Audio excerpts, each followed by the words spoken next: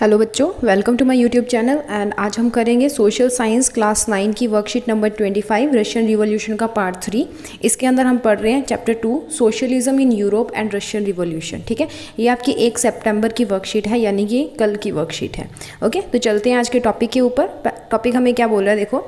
The social and political change during Russian revolution. Russian revolution के during जो social और political changes क्या क्या आए थे। देखो, जब 20वीं जो शताब्दी थी उसके अंदर क्या था, अगर हम बात करें तो ज़्यादा से ज़्यादा जो जनता थी वो खेती यानी कि एग्रीकल्चर के ऊपर निर्भर करती थी। ठीक है, अप टू 85% जो थे। कन्वेंशनली जो स्मॉल पीजेंट्स थे वो पूल कर देते थे अपना लैंड, किसके साथ, कम्यून और मीर के साथ जो अपनी लैंड है वो बांट लेते थे। और कोऑपरेटिव जो फार्मिंग है वो करते थे एक दूसरे के साथ मिल के। बट जो जमींदार थे, ठीक है, well to do peasants were called कुल्का, उनको कुल्का कहा जाता था। और वो अगेंस्ट होते थे किसके, कलेक्टिव फार्मिंग के। यानी कि जो जमींदार थे वो जिनको कुल्कास बोला जाता था वो कलेक्टिव फार्मिंग के अगेंस्ट होते थे। ठीक है, और ज़्यादातर जो ज़मीन है वो किन के पास होती थी, ऑर्थोडॉक्स चर्च के पास, owned by large properties. Countryside nobility और क्राउन, कंट्री साइड नोबिलिटी के पास, सामंतों के पास, चर्च के पास, और जो शासक होते थे, राजशाही जो होते थे, उनके पास जो थी जो बड़ी बड़ी ज़मीनें जो थी वो उनके पास थी। ठीक है, उसके बाद में था इंडस्ट्रियलाइजेशन। रूस के अंदर क्या हुआ कि 1880 से लेकर 1890 के बीच में काफ़ी सारे जो कारखाने हैं वो सेंट पीटर्सबर्ग और मॉस्को के अंदर स्थापित किए गए। ठीक है, तो कामगार उसके अंदर 2 तरह के लोग काम करते थे। एक थे क्राफ्टमैन, ठीक है, जो आपको यहाँ पे दिए हुए हैं। दूसरे थे लेबर, ठीक है, या वर्कर्स जिनको बोला जाता है। क्राफ्टमैन जो थे वो वर्कशॉप्स के अंदर काम करते थे, और लेबर्स या वर्कर्स जो थे वो नॉर्मल जो फैक्ट्री थी उसके अंदर काम करते थे। और क्राफ्टमैन अपने आप को मतलब अच्छा सुपीरियर समझते थे, किनसे, फैक्ट्री वर्कर्स से। ओके, अब उसके बाद में क्या हुआ, कौन कौन सी फैक्ट्रीज लगी, आयरन की, स्टील की, कोल माइनिंग, मेटल स्मेल्टिंग, ठीक है, and machinery industries starting developing with the expansion of railway network. Railway यानी कि जो रेलवे मार्ग है वो बनने शुरू हो गए, रेल की पटरियाँ बननी शुरू हो गई। तो उससे क्या है, कच्चा माल लेके आने और ले जाने में आसानी हो गई। तो उसके कारण क्या हो गया, काफ़ी सारे जो वहाँ पे मशीनरी इंडस्ट्रीज़ थी, मेटल मेल्टिंग की इंडस्ट्रीज़ जो थी, आयरन और स्टील और कोल माइनिंग की जो इंडस्ट्रीज़ हैं वो बननी शुरू हो गई। अब इंडस्ट्रियलाइजेशन जितनी भी रशिया के अंदर हुई थी ना, वो प्राइवेट प्रॉपर्टी थी। यानी कि जो कैपिटलिस्ट थे उनकी प्राइवेट प्रॉपर्टी थी वो, जहाँ पे वर्कर्स को 12 से 15 घंटे जो है वो लॉन्गर शिफ्ट्स के अंदर काम करवाया जाता था, कम वेतन के ऊपर। ठीक है, वीमेंस जो होती थी उनको भी कम जो है वो पेमेंट दी जाती थी, मेंस के जो मैन होते थे उनसे, आदमियों से कम जो है वो औरतों को, महिलाओं को जो है वेतन दिया जाता था। इन कंडीशन वर्कर वाज जो कंडीशन थी वर्कर्स की बहुत ज़्यादा पुअर थी, और उनमें हमेशा डिससेटिस्फैक्शन रहता था। एक तो अच्छी फैसिलिटीज़ का, अच्छी सुविधाओं का, और एक जो अच्छा वेतन जो है उसके लिए, ठीक है, असंतोष की भावना रहती थी वर्कर की। इसके लिए क्या हुआ, वर्कर्स की जो एसोसिएशंस हैं वो बनना शुरू हो गई।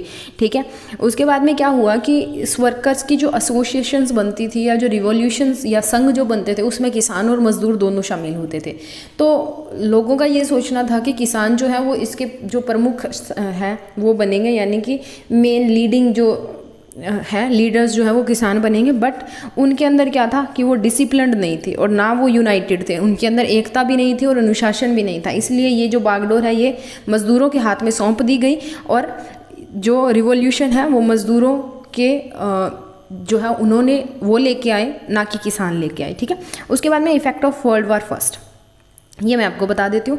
देखो क्या हुआ कि अब वर्ल्ड वार सेकेंड के बाद, फर्स्ट के बाद में क्या हुआ कि जो जर्मन एंटी जर्मन सेंटीमेंट्स थे, यानी कि जर्मनी के खिलाफ जो सेंटीमेंट्स थे वो रशिया के अंदर आने शुरू हो गए। और सेंट पीटर्सबर्ग जो एक जर्मन नाम था उसको चेंज करके पेट्रोगार्ड कर दिया गया। ठीक है, पेट्रोगार्ड कर दिया।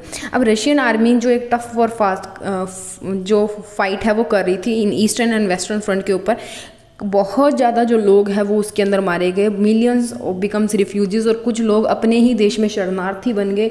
डिफीटेड रशियन आर्मी जो है, एक तो रशिया मानी, दूसरी डिस्ट्रॉयड क्रॉप बिल्डिंग जो है उनको भी रिट्रीटेड कर दिया गया, यानी कि बिल्डिंगों का जो इमारतें हैं उनकी तोड़फोड़, उनका नाश, जो फसलें हैं वो भी ख़राब हो गई। और आर्मी की है उसमें काफ़ी बहुत ज़्यादा लोग जो है वो मारे गए, तो वहाँ पर भी नुकसान हुआ। तो इसीलिए क्या हो गया कि जो आर्मी वाले थे वो रशियन रूलर्स के अगेंस्ट खड़े होने शुरू हो गए। ठीक है, क्योंकि सारी चीज़ें जो है वो रूइंड हो गई, ख़राब होनी शुरू हो गई फर्स्ट रिवॉल्यूशन के साथ। जो फर्स्ट वर्ल्ड वॉर था और रशिया अपने दोस्तों के लिए उस युद्ध को लड़ रहा था। ठीक है, उसके बाद में है रिवॉल्यूशन ऑफ 1917 में 2 रिवॉल्यूशन हुई थी। देखो, एक तो फरवरी की और एक हुई थी अक्टूबर की, ठीक है, अक्टूबर और फरवरी 1917 में। Food shortage was deeply felt in the workers quarters, यानी कि जो 1917 के अंदर फर्स्ट वर्ल्ड वॉर के बाद में क्या हुआ कि भूखमरी आ गई रशिया के अंदर और वर्कर्स जो उन्होंने स्ट्राइक कर दी। 2 फरवरी under the leadership of women official buildings are surrounded, और 2 फरवरी को जो औरतें हैं, जो महिलाओं हैं, उनकी लीडरशिप के अंदर जो सरकारी बिल्डिंग्स होती हैं, ऑफिशियल बिल्डिंग्स, उनको की घेराबंदी की गई। जो जार था उसके डिज़ायर थी to dissolve the Duma was strongly oppose, ठीक है।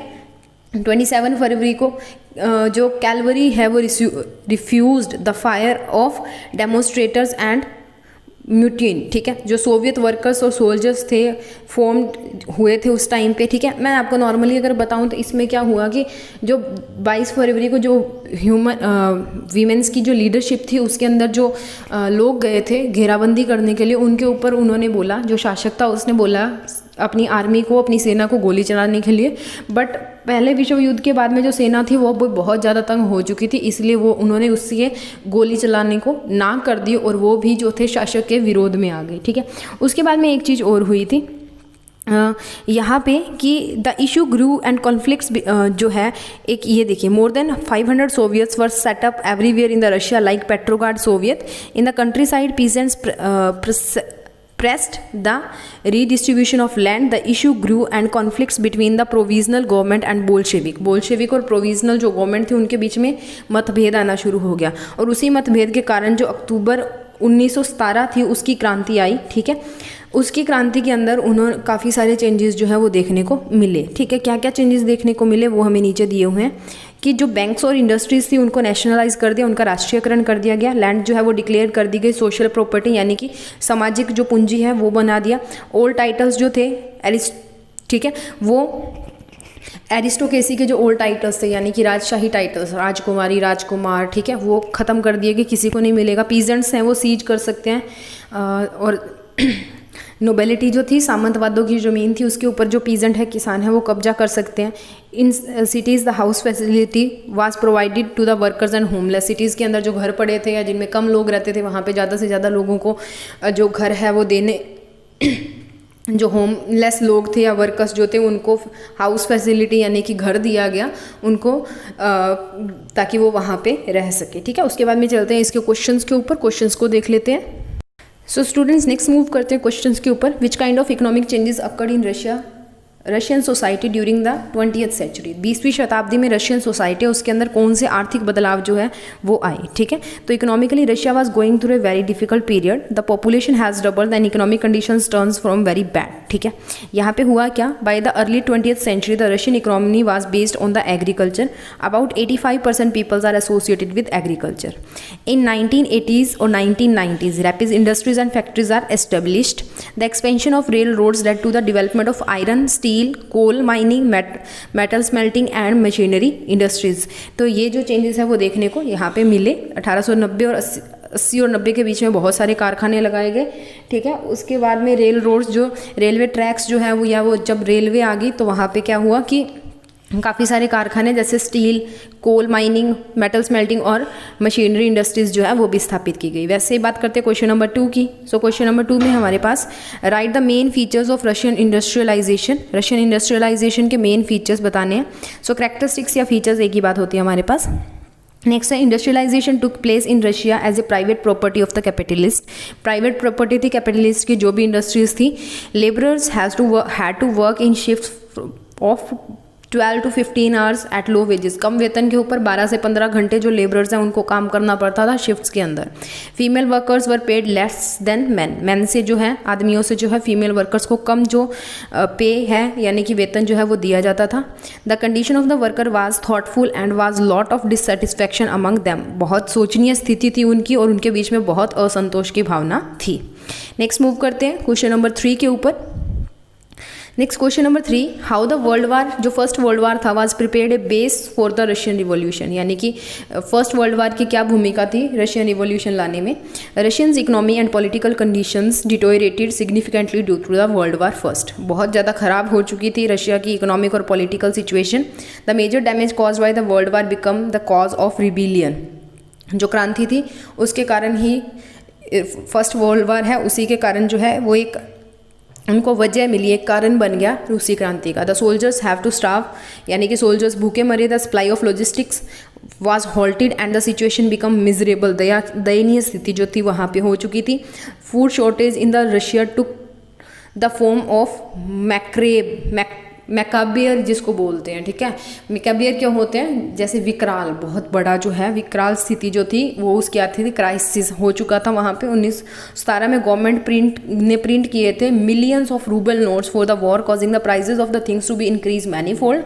This to increase the dissatisfaction among the people and their steps toward the rebellion continue to grow. उसके बाद में बारबरी जो थी, भ्रष्टाचार और रिश्वतखोरी जो थी वो ऑलरेडी रशिया के अंदर बहुत ज़्यादा थी। It was impossible for poor people to pass, thus the first world war also played an important role in Russian revolution. Okay, next is question number 4, which changes are declared by Bolsheviks in 1917?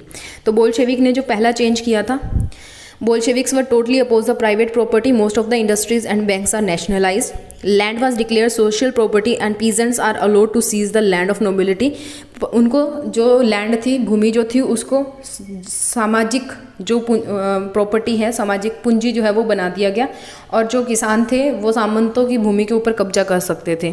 In cities Bolsheviks enforce the partition of large houses according to the family requirement. उन्होंने बड़े houses की partition कर दी, उनके part बना दिया ताकि उसमें से काफ़ी सारी फैमिलीज जो हैं वो रह सकें। Band the use of old titles of aristocracy.